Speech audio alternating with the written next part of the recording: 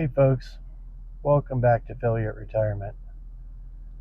Today we're going to do another episode of retiring and how a person might get on that a little earlier rather than later. That's kind of the theme of this whole retirement deal.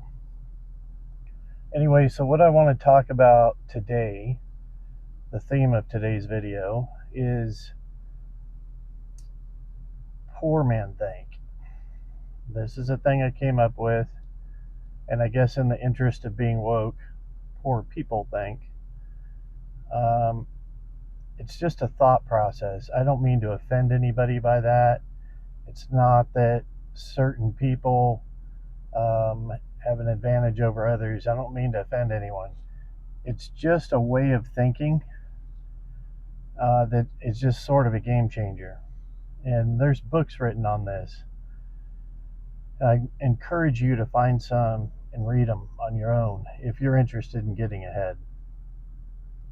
What I did when I first set my first goal to become a millionaire, one of the first things I decided I needed to do was to educate myself. And so I started reading books like Think and Grow Rich. Very good example, right? Just different thought process that people with money tend to have. Magic of Thinking Big was another book that I read.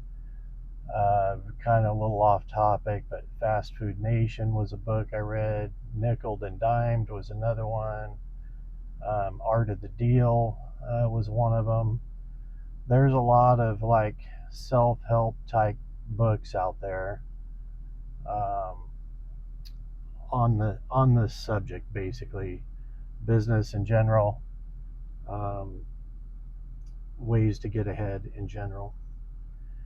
So I'm going to start here. I got kind of two things to kind of illustrate this, maybe three. So I'm going to start out here. The first one is the pay more to do it yourself situation. Now I got to tell you honestly, I'm still to a certain degree stuck in this mode. It's the way I was raised. I don't know any different, but I do try to outthink it when I get a chance. So what we got going on here today, folks, under the pay more to do it yourself category. So this gal hit me up here a couple weeks ago, wanted to buy some hay. I quoted her a price to deliver 2 stacks out to her house. That's not on me. I got a guy for that. Again, I try not to pay more to do it myself. So here she is. I'm going to have to switch the camera around here, but she decided that guy was charging too much. And mind you, like, she told me it's 30 miles to her place. I say no. I've never been to her place, but I've been in her neighborhood before. She said a guy could drive it in 49 minutes. Again, I said no. If anything, I thought my delivery guy was too cheap. She thought it was way too much. Highway robbery. Let me turn the phone around here and I'll show you what's going on. So basically, girlfriend decides it's a good idea to pay more to do it yourself. So what she does, she goes to Enterprise, rents this truck. It's her trailer. The trailer is way too heavy, but it's the trailer she has. She hires a guy to stack it on the truck. So she's got the rental truck, she's got the labor, she's got the fuel, and most importantly, the time. She's going to spend, I would guess, almost all day on this. And really, like, it just comes down to, like, what's your time worth? Like, that's the most important part of pay more to do it yourself. Ask yourself, what is your time worth? You probably have something that you're good at, that you enjoy doing, and so just go ahead and do that, where you're probably making more money, and then, pay somebody else to do the difficult work, right? Like, this is how you get ahead. And I don't know how this is going to go, because this dude that she hired has no clue about stacking hay. Like, I can see that already. I already had to tell him how to go about getting it from the stack on the trailer. How he puts it on the trailer, I could honestly care less. It's on them. I don't know if girlfriend brought any straps to tie hay down. I guess we'll find out. One thing I noticed right out of the gate was when she showed up here empty, the receiver hitch was already bent. It is not an ideal situation as far as that receiver hitch goes. But once she's off the ranch, hopefully nobody gets hurt. That's all I got to say about that. Anyway, never pay more to do it yourself. Do what you do, make the money you make, hire people to do the dumb stuff. Like this gal, she's just got a serious case of poor people think.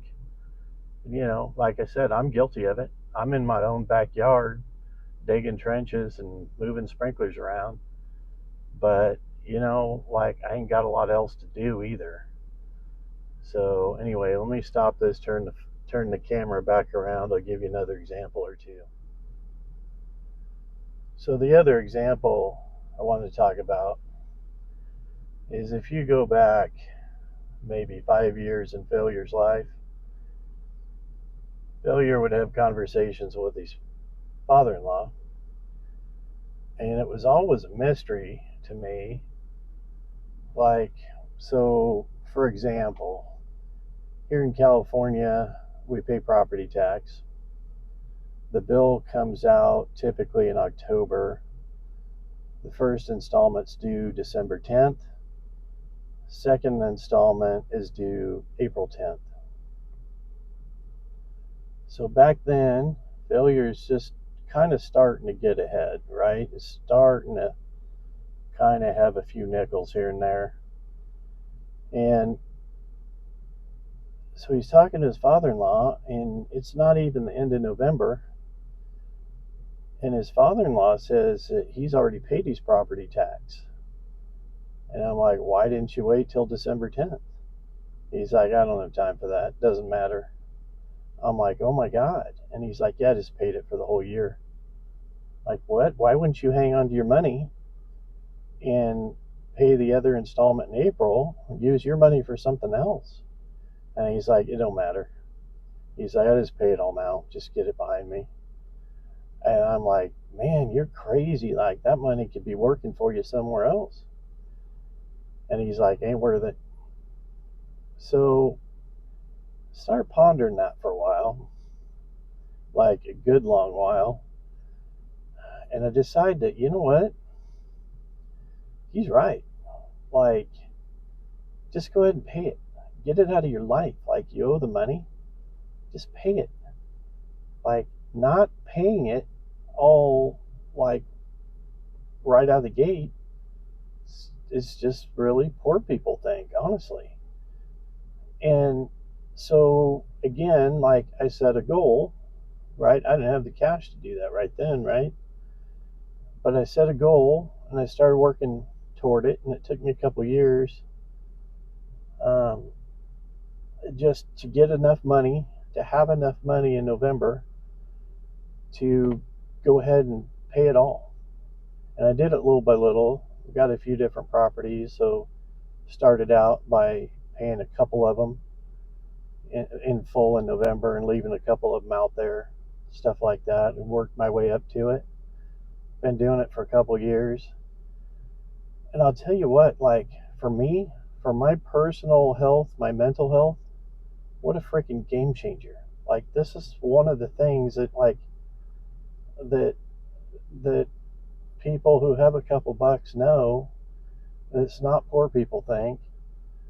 Like, you owe the money, just go ahead and pay it. And honestly, what are you gonna do? Like, how much money are you gonna make with that by saving it 4 months and paying it later? Like, Like at the until recently, interest rates, what they were, what are you making, a 1/4% or something on that? And now you're like dividing that by three because it's only 4 months. I think you're making $10, or I mean, I guess obviously depends on what your property tax is. But here's like the important thing for me. What I realized, that second payment in particular is kind of a doozy because income taxes are due April 15th, 5 days later. So if you get to looking at it, that's a major stress point in Failure's life. Is he going to have the money to pay not one of those payments, but both in the same month, 5 days apart? Guy don't know for sure.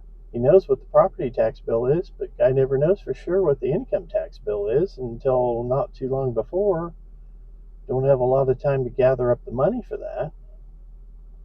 So what I realized is, the few bucks that you might potentially make by keeping the money working for you is not worth the stress point in your life. Like, you have all these different stress points, right? For me, anyway, the bills do. It's a stress point. You want to reduce the stress in your life? Pay your bills sooner. So, and then once I accomplished that, I started looking at my insurance. I've got multiple insurance accounts, and so multiple insurance bills. Some of them due the same time of the year, some of them totally different parts of the year. I start looking at that. I'd always been paying by the month, and those fools are charging me a $6 a month service charge. I got multiple insurance accounts, so I'm paying them like $30 a month for the convenience of paying them every month instead of paying them once a year. And I get to thinking about the stress point deal. Every month I got a stress point because I'm paying those bills. So once again, I just set about saving up the money so I could just, when those bills come, I just pay them in full. And now I'm saving $30 a month, which really ain't a lot, but most importantly, I don't have these stress points. Like, instead of having 50 stress points a year between the insurance and the property tax or whatever it works out to, now a guy's got like 6, 5, something somewhere in there.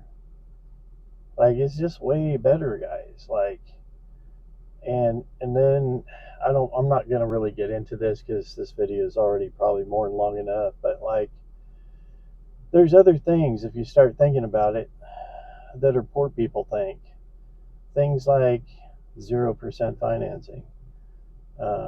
Things like, well, I can borrow money at 4%, 5%, and pardon me, like, my interest might be a bit dated here.